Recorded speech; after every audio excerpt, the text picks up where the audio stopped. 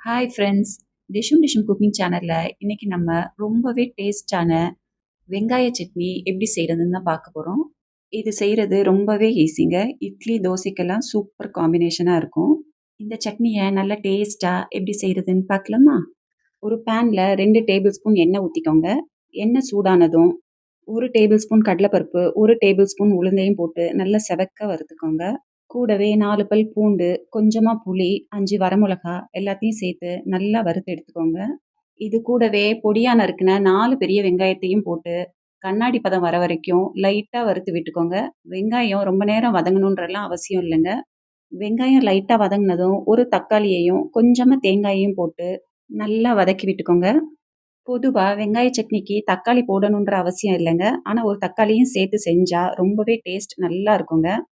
இது கொஞ்சம் சூடு ஆறுனதும், 1/2 டேபிள் ஸ்பூன் உப்பையும் சேர்த்து நல்லா மையா அரைச்சு எடுத்துக்கலாங்க.